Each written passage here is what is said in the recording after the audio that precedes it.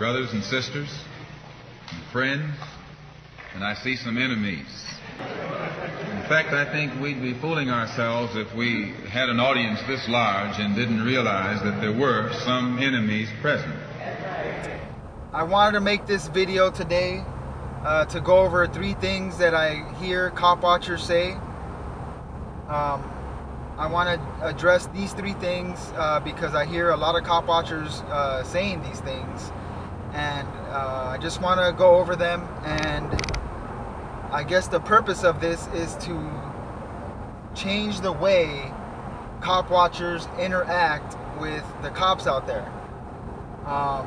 So those 3 things that I want to address are, oh shit, we got a cop, 7 o'clock. Alright, so those 3 things are rights, you know, that you got rights, you got constitutional rights. The issue of upholding their oaths, right? When you hear cop watchers say that, you know, you swore an oath to protect and serve the Constitution.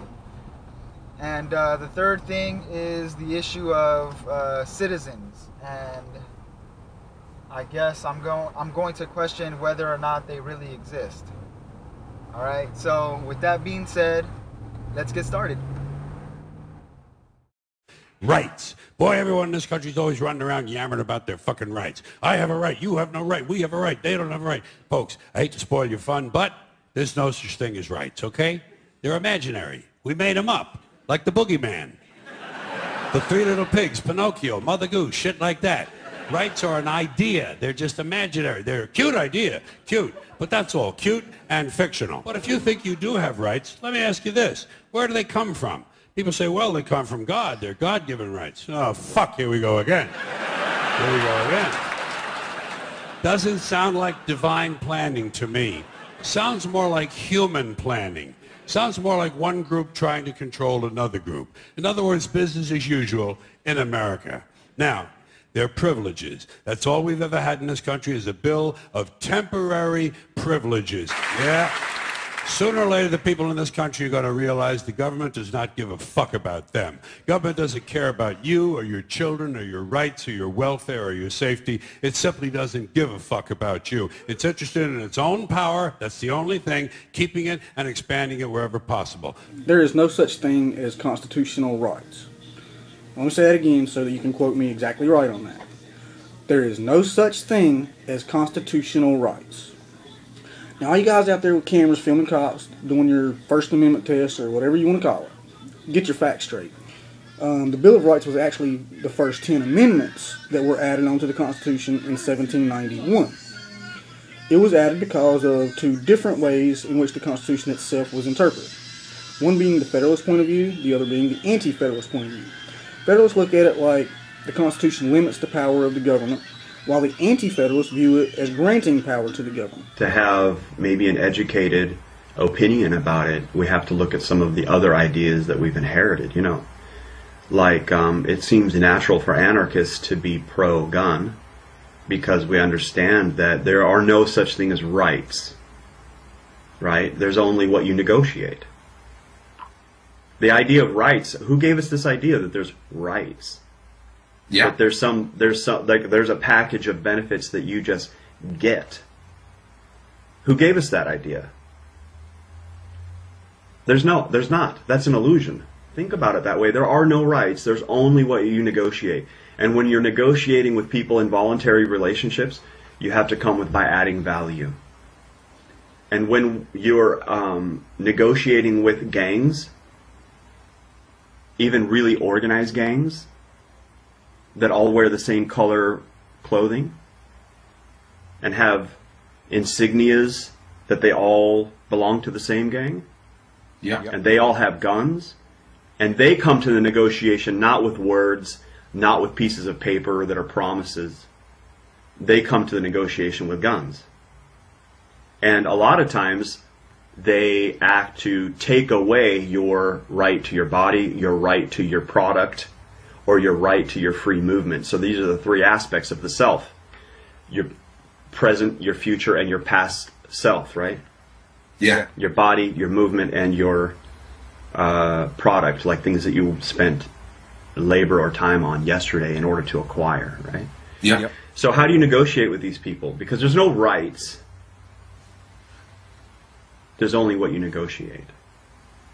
So although I am all for peace, and I seek to contribute to a society that generates peace because it's just, and it's just because it's voluntary, right? I recognize that we don't yet live in that society.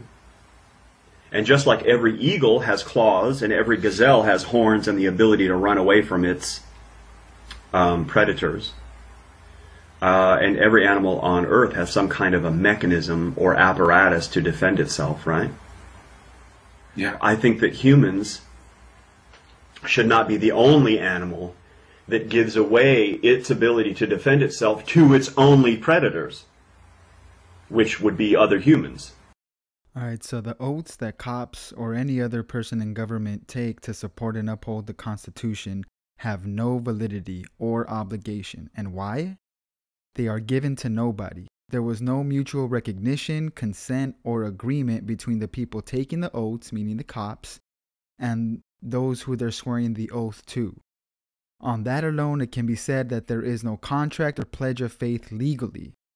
At best, people swearing an oath to support the Constitution can say they swore it to no one.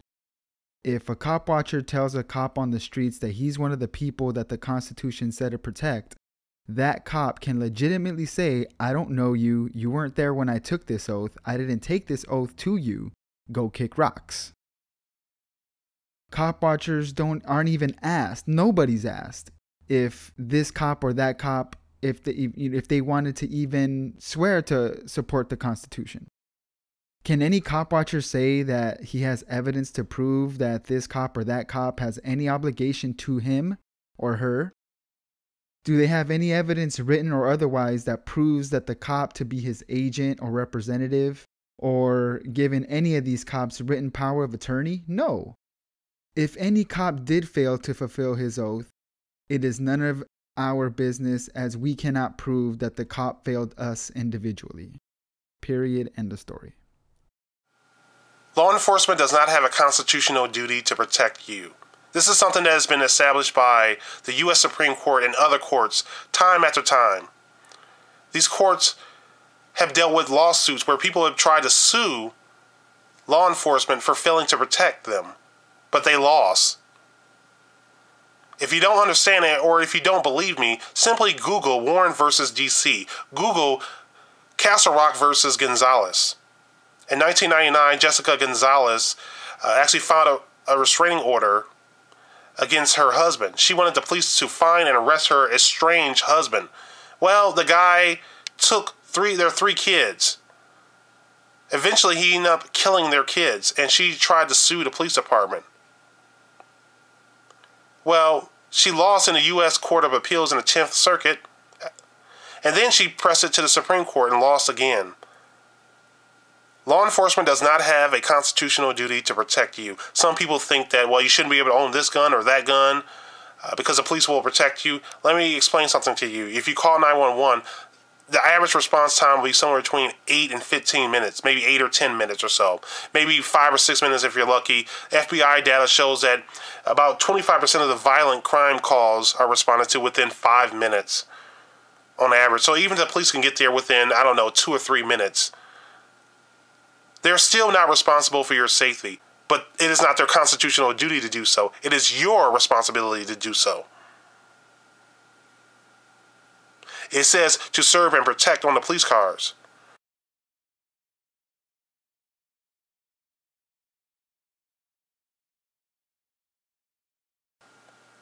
And they choose to protect you when they can, but it is not their constitutional duty to do so. 911 cannot save you, and whether you survive depends on you. You are responsible for your own safety. Did they actually ever teach you in school what a citizen was? Anyone? Anyone? Bueller? Anyone? But they never actually get into the concept that it's so important about what a citizen is in states, and they tell you about the states and the revolution, and they had this, and the colonies went to states, and they did all this. But did they ever tell you what a state really was? Anyone? Well, that's like we were talking about the indirect teaching. They don't teach you what it is, they teach you what to do. One thing you can do, what I'm going to do is show you, is that unlike with the religious aspect, I'm going to use empirical evidence and absolutely prove beyond all doubt whatsoever that there's no such thing as a citizen or a state. And it doesn't even take that long. All it is, like I say on the book, it's public relations to keep you paying taxes. That's all it is. To keep you in line. It's like what those ants outnumber us at least 100 to 1. And if they ever figure it out, there goes our way of life. It's not about the food. It's about keeping you ants in line. As long as you think that you're a citizen or resident of a non-existent state, you're going to continue paying taxes. Right? Pretty much. So let's deconstruct that.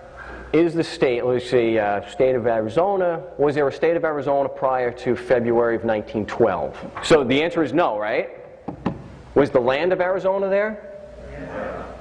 So is Arizona different from the state of Arizona? Heck yes.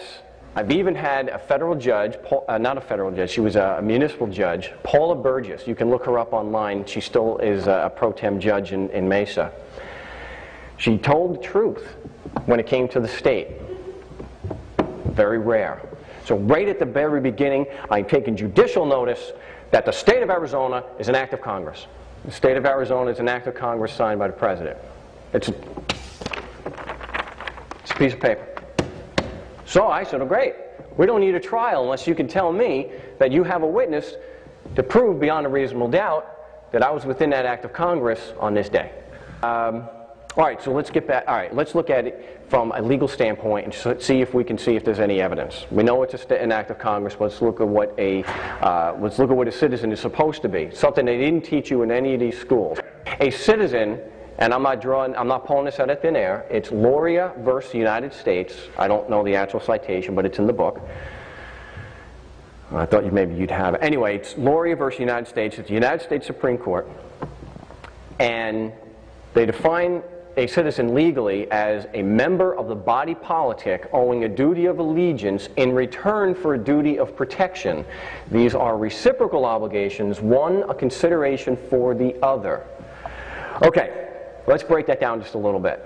Okay, now, is anyone familiar with this relationship between allegiance and protection?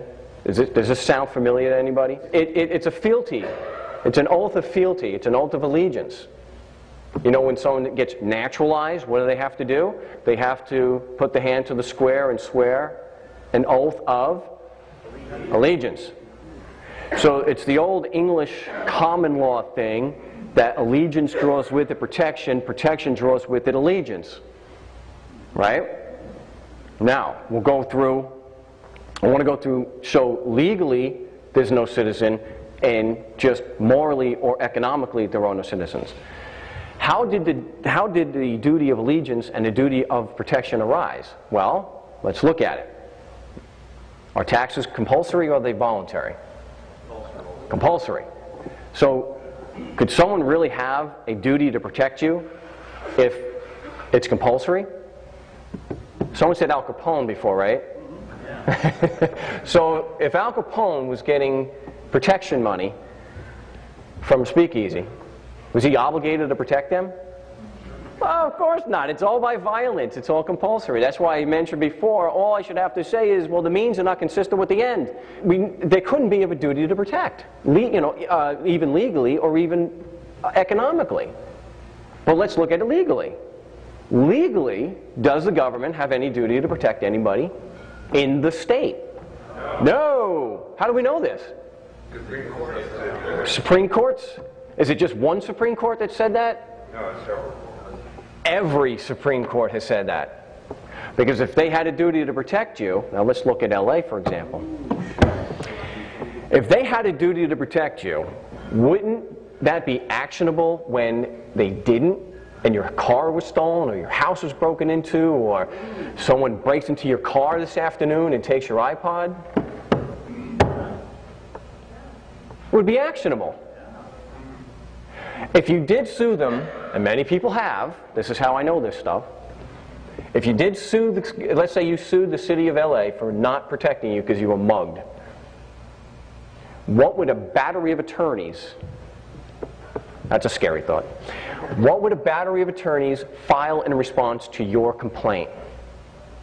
They file a demur here in California, and they would say you failed to state a claim upon which relief can be granted, you have no cause of action because you did not state a case. The government has no duty to protect you, and they've told us that. There are many, many Supreme Court cases where the Supreme Court of the United States in DeShaney versus County of Winnebago, which is one of many, many cases, that the government is under absolutely no duty to protect anybody.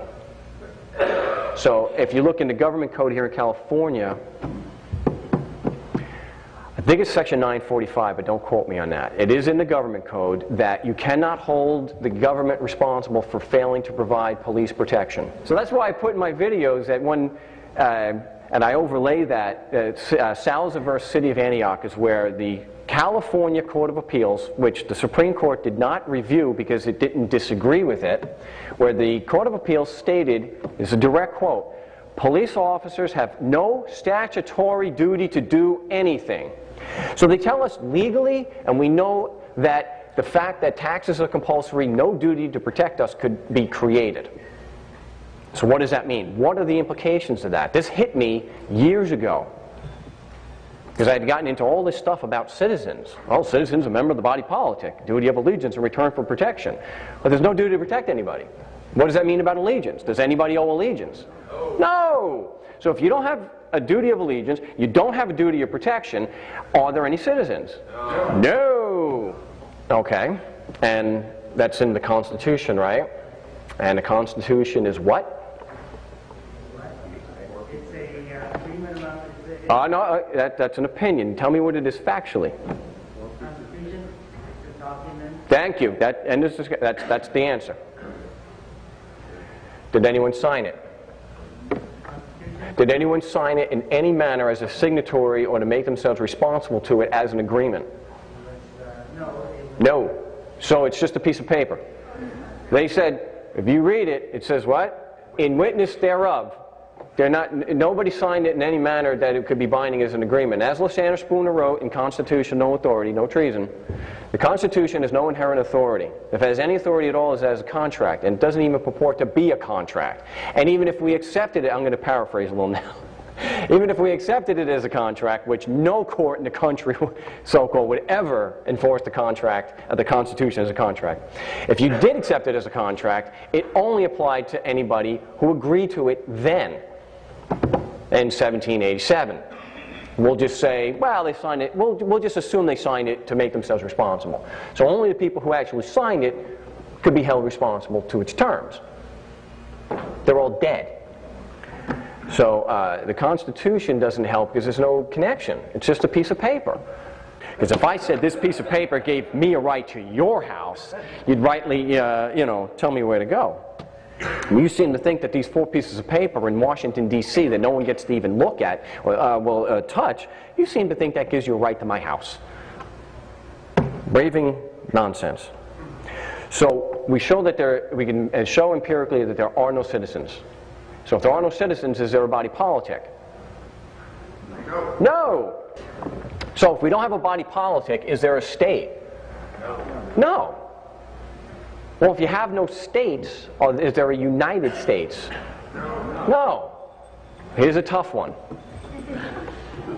If you don't have a state, and you don't have citizens, is there a government? No. So what do you have? Individuals. Guys with guns. This is why I define government, and we can prove this. Nothing more than a group of men and women providing a service on a compulsory basis. And a service that they don't even have to provide, right? So we see that the concept of a state is absolutely false, empirically false. We can prove this. We can actually prove this. But that is taking apart the concept of a state. As these days go by, I am consumed more and more with the struggle that we're all in. It should be clear to any cop watcher listening that the people that call themselves government have openly declared war on anyone who dares challenge their power. And I said power because they have no authority. Not only are they willing to kill anyone, but they're willing to kill their own as well. Over the years, the government has become more organized and prepared to deal with people like us. We have put ourselves at a huge disadvantage by delaying our own organization and preparedness. I hope this video has opened up some eyes. Please share, like, or subscribe.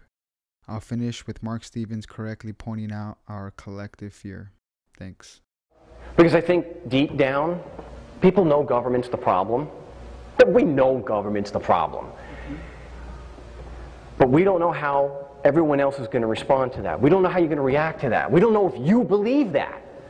So the tragedy is, we all know that government has to be abolished as soon as society is ready for it, but we don't stand up and do anything about it because we don't think you believe it, or you or anyone. You imagine that we all want it abolished as soon as possible, but we're not brave enough or confident enough to stand up and do what's right.